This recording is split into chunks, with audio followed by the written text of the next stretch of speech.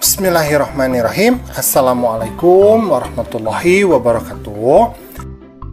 Pada kesempatan kali ini kita akan belajar di kelas 5. Pelajarannya yang ke-6 yaitu materi Mari mengenal Rasul-Rasul Allah. Adapun submateri yang akan kita bahas pada kesempatan kali ini adalah kisah keteladanan Nabi Muhammad SAW sebagai ulul azmi. Oke, kita lanjutkan ya.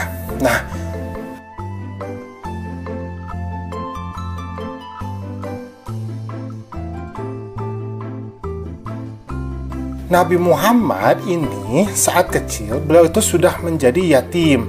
Beliau diasuh oleh ibunya sampai usia kira-kira 8 tahun. Jadi Nabi Muhammad itu ketika kecilnya beliau adalah seorang yatim karena ayahnya itu meninggal kira-kira ketika Nabi Muhammad itu 6 bulan di dalam kandungan ibunya ya. Jadi Nabi Muhammad itu ketika lahir sudah dalam keadaan yatim. Nah, kemudian Nabi Muhammad setelah dilahirkan diberikan untuk diasuh oleh seorang pembantunya. Namanya adalah Halimah As-Sa'diyah. Nah, seperti itu. Sampai usianya 6 tahun. Nah, setelah usianya 6 tahun, kemudian diberikan kepada ibunya yang bernama Siti Aminah. Nah, oleh ibunya, beliau itu diasuh hanya kira-kira 2 tahun saja. Karena pada usia ketika Nabi 8 tahun, ibunya ini dalam perjalanan menuju kota Madinah, meninggal di suatu desa namanya adalah Desa Abwa. Nah, ketika usia 8 tahun itu kemudian oleh pembantunya yang lain, Nabi Muhammad itu kemudian diberikan kepada kakeknya. Jadi memang perjuangan Nabi Muhammad itu ketika kecil itu juga sudah sangat memprihatinkan ya, sehingga ketika dewasa Nabi Muhammad itu tumbuh menjadi sosok yang sangat pemberani dan kuat, luar biasa ya. Oke, kita lanjutkan.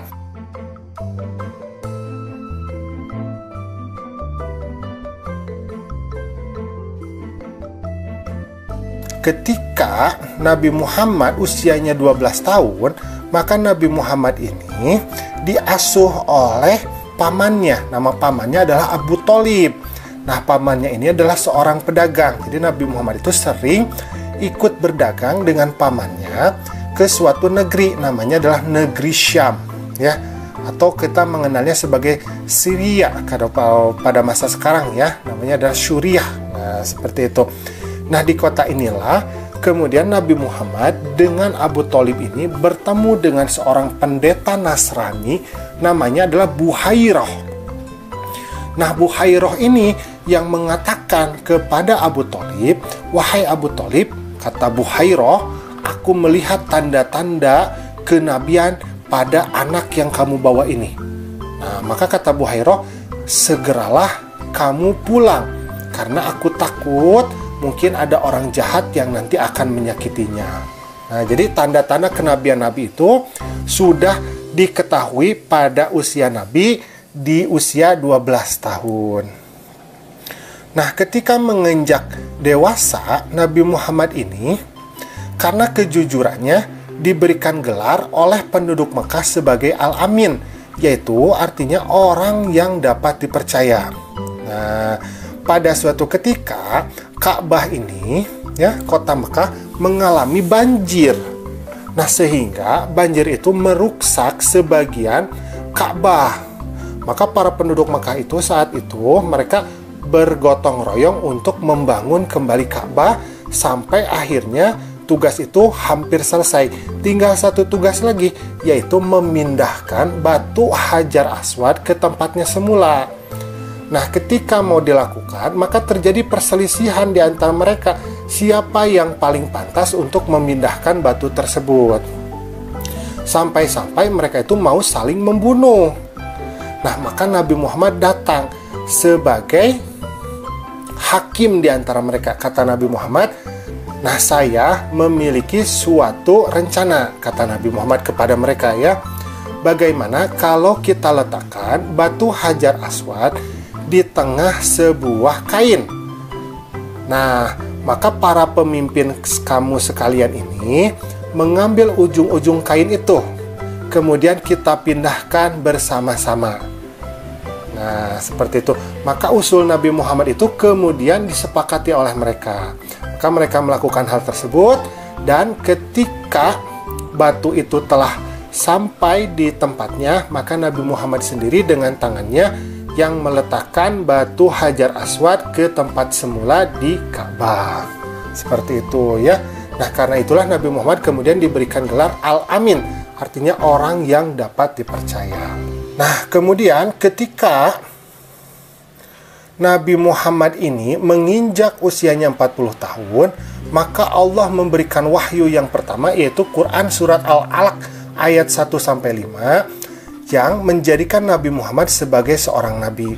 Tetapi maka muncullah berbagai cobaan yang dihadapi oleh Nabi dari kaum kafir Quraisy. Nah, terutama dari dua orang ya, yaitu yang pertama adalah Abu Jahal, yang kedua adalah Abu Lahab. Nah, Abu Jahal ini nama aslinya adalah Ammar bin Hisham. Jadi beliau itu saking tidak sukanya kepada Nabi, bahkan pernah melemparkan kotoran itu ke rumah Nabi. Ketika Nabi mau sholat, maka dilempar kotoran biar menjadi najis ya. Itu sifat dari Abu Jahal. Bahkan beliau juga hampir membunuh Nabi ya, dengan melemparkan batu besar ketika Nabi sholat ya. Nah, itu luar biasa sekali Abu Jahal. Kemudian ada lagi Abu Lahab. Nah, Abu Lahab ini bahkan bersekongkol dengan istrinya. Nama istri Abu Lahab ini adalah Ummu Jamil. Jadi ketika Nabi mau pergi, nah jalan-jalan yang akan dilalui Nabi itu, mereka itu menyebarkan duri, sehingga Nabi itu, maksudnya adalah biar Nabi itu kakinya itu tertusuk duri. Nah, maka luar biasa sekali ya cobaan dari dua orang kaum kafir Quraisy. Kita akan berbicara tentang sikap terpuji para rasul dulu ya. Nah, ada dua sikap ya. Yang pertama adalah namanya adalah sikap baik. Nah, ini dinamakan sebagai sikap mahmudah atau hasanah. Nah, contohnya apa? Contohnya jujur, berani, adil, dan sebagainya ya. Jadi sikap baik. Nah, yang kedua adalah sikap buruk. Ini namanya adalah majmumah. Nah, contohnya apa? Contohnya adalah bohong, kemudian penakut, pelit, dan sebagainya. Maka kita itu harus mencontoh sikap-sikap yang baik dari para rasul. Misalkan sikap jujurnya, sikap beraninya, sikap adilnya, ya seperti itu.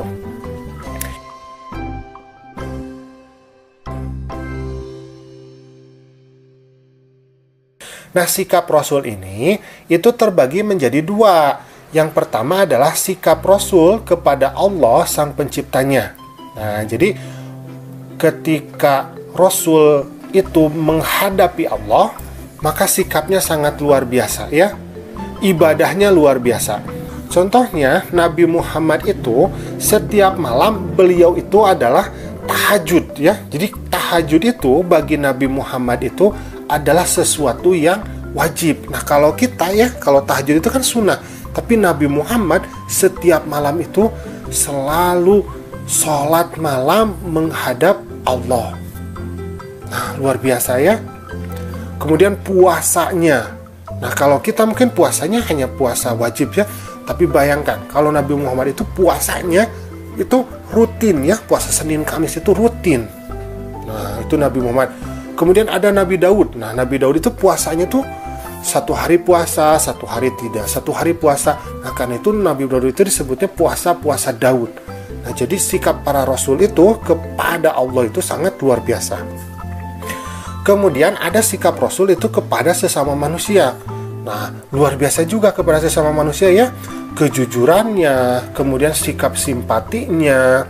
Ya, ada suatu kisah bahwa Nabi Muhammad itu pernah menghadapi seorang pengemis buta. Nah, pengemis buta itu agamanya Yahudi. Jadi kalau Nabi itu lewat ke sana, Nabi itu suka memberi makan si orang Yahudi itu. Nah, tetapi yang keluar dari mulut Yahudi itu adalah kata-kata kotor, selalu menghina-hina Nabi. Nah, yang unik adalah si Yahudi tersebut tidak mengetahui kalau orang yang suka memberi makan itu adalah orang yang dia jelek-jelekan, karena buta, dia tidak tahu.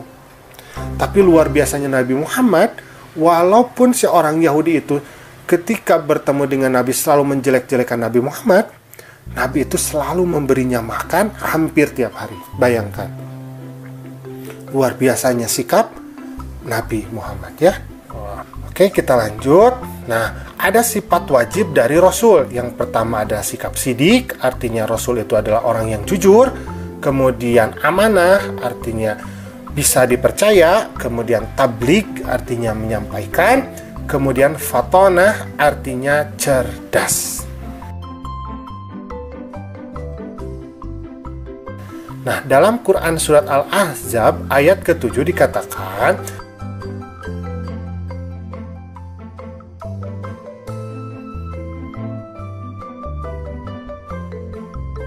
A'udzubillahi minasyaitonirrajim. Wa id akhadna minan nabiyyina mitsaqahum wa minka wa min Nuhi wa Ibrahim wa Musa wa Isa bani Maryam wa akhadna minhum mitsaqan ghalidha. Dan ingatlah ketika kami mengambil perjanjian dari para nabi dan dari engkau Muhammad, dari Nabi Nuh, dari Ibrahim, dari Musa dan Isa putra Maryam, dan kami telah mengambil dari mereka perjanjian yang teguh. Jadi 5 nabi ini yang disebutkan dalam Quran surat Al-Ahzab, inilah yang kita namakan sebagai Rasul Ulul Azmi, yaitu Nabi Muhammad, Nabi Nuh, Nabi Ibrahim, Nabi Musa, dan Nabi Isa. Karena cobaan mereka dari umatnya itu sungguh luar biasa. Tetapi mereka itu memiliki keteguhan, tekad yang sangat kuat dalam menyebarkan agama Islam, dalam menegakkan kalimat tauhid ya, atau la ilaha illallah, tiada Tuhan selain Allah.